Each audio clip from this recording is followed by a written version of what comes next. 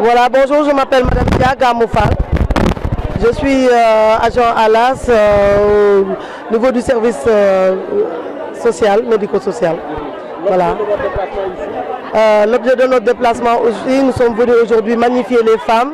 leur apporter un lot de soutien pour le mois de Ramadan. Nous sommes le collectif qui s'est créé de façon spontanée lors du 8 mars dernier, parce que ça faisait pas très longtemps qu'on était arrivé à l'aéroport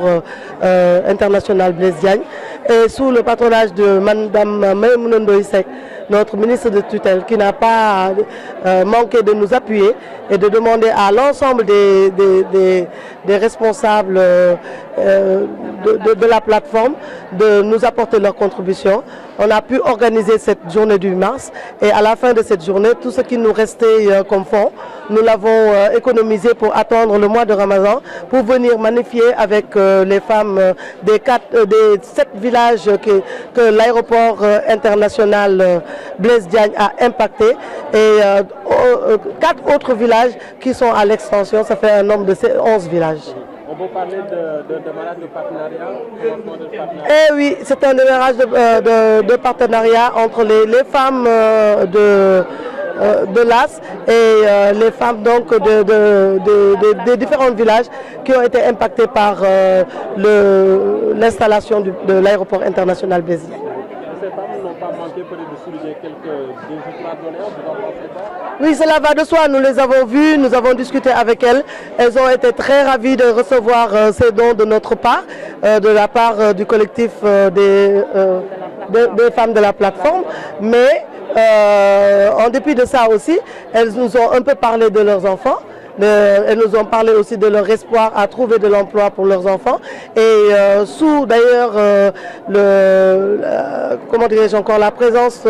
du coordonnateur de l'APR qui est là à côté de nous. Nous savons qu'il y a des travaux actuellement entre l'AS, AIBD et la haute autorité et Inch'Allah dans de bref temps, nous trouverons des solutions pour que ces enfants soient embauchés au sein de l'aéroport. Je profite de l'occasion pour dire aussi que les chefs de village sont là, les femmes de groupement sont là, que tous les responsables des 11 villages sont là et je les remercie pour leur présence. di leen delloo njukkal di leen masaw di leen jox seen wàccuwaay ñoom moom li ñuy defal kontaan nañ ci bu baax a baax ndax jigéen buy jàppale moroomu jigéenam rek kontaan te ak sant ak ngërëm dong nga ci am waaye ñun nag kontaan nañu sant nañu leen waaye suñu sant dafa am lu ci des ndaxte ñun ci aéroport bi lañ dëkkoon mbadet bi ngay wax pavillon mu ngi ci digg ba fi pavillon nekk suñu armeel yi foofu lañ ko toxalee waaye ñun gisaguñu suñu bopp ci aéroport bi ñàkk a xëy ci suñu doom yi ak suñu bopp te suñu moroomu jigéen yi ñooy xëy di wàcce te li ñuy def ëppale wuñu ko gënuñu ko mën ñun mën nañu ko li doom yi di def foofu suñu doom yi mën nañ ko suñu doom yi jàngal nañu ba tey seen diplôme yi te amuñu métier amuñu xëy ñun fii la ñuy jóg di dem ba àllu kaañ gële di fa wut ay kel ay matt dañu ne woon nag aéroport bi suñu koom-koom la bu doon suñu koom-koom la xelaatatuñu sax dem wuti mat ndax nit ki boo amee koom-koom lépp lu nga daan def lu metti da nga ko war a fàtte waaye nga am koom-koom ba pare di gën a defar li nga daan def di ko gën a yokk loolu xelaat naa ne koom-koom amu fa. coono bi kay moom foo ko natt weesu na fa coono bi foo ko natt weesu na fa semaine bii jàll donc am na benn femme bi fu jóge di dem si àll ba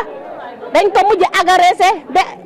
instant yi ñu toll nii mu ngi dem hôpital di dem di ñëw bu doon am na xëy wala doomam am xëy yaakaar naa loolu doon na am wala du am te yaakaar naa loolu sax dowul woon am ndax ku sa doom di xëy wala yow ci sa bopp ngay xëy ngay am looy suturloo ci sa bopp yaakaar naa doo dugg ci àll bi ba agresseur di la jàpp ñun jigéen yi moom sonn nañu lool ndax fii sonn nañu kër yaa ngi nii indi nañ fi waaye amul ndox ñu dig ñu barragement Soso boobu ba tey duggul ci kër yi ñun dañuy jënd paan juróomi dërëm la ñuy jënd ci robinet yi. ndox mi ngeen di jënd fu muy jógee. ah tiwo yaa ngi ci mbedd yi waaye tew ndox mi duggul ci kër yi yeggul ci kër yi te dañ ne woon ndox yi dina dugg ci kër yi ñu ne ñu branchement sociaux yi dina ñëw am na ñàkk ñu jot a adresse pour branchement sociaux waaye ñooñu ba tey branchement sociaux yi duggul ñun moom am nañu coono foo ko natt rek weesu na fa ñun daal li ñu bëggoon waa aéroport bi comme ni ñu ñëwee ni tey ñu gën a dugalanteeg ñun gën ñoo jàppale ñun ñuy wax suñu soxla ñoom tamit ñuy jàpp ci suñu soxla. yéen jàmbat ngeen am na lu ñu leen wax est-ce que loolu dal na seen xel. ah dalagum na suñu xel am nañu yaakaar ne dinañ ñëwaat jàmm moom dangay sabablu rek yàllay dogal waaye ñun nag ñu ngi sabablu ci ñoom ñu xaar ba li yàlla di dogal bu ñëwee ñu xam ne la ñu waxoon def nañu ko bu ñëwul ñu xam ne ah ñoom ay wax kese lañ fi ñun voilà waaye nag sant nañ leen gërëm nañ leen waaye nag am na lu des sant bi moom am na lu des saa yu ñu leen sante moom am na lu des ndax dañ ñu ne woon na aéroport bi suñu koom-koom la te aéroport bi gisaguñ ci koom-koom depuis 2000 fii amuñu lenn lu ñuy yëngatu ñun amul benn njaay bu sew bu ñu nekkee fële bu ñu nekkee mbadet ki sax tàccali doon nañu ci yëngatu ci wàllu poulailler suñu biir bopp ñu def ko benn regroupement ñuy yar ay ginaar di ko defar di ko jaay instant yi mënatuñ ko am ndax fi amul sécurité boo fi tegee poulailler tey jii boo tëddee balaa ba sa di nga fekk bandi yi daj ko sàcc say ginaar nga perte li nga fi financé woon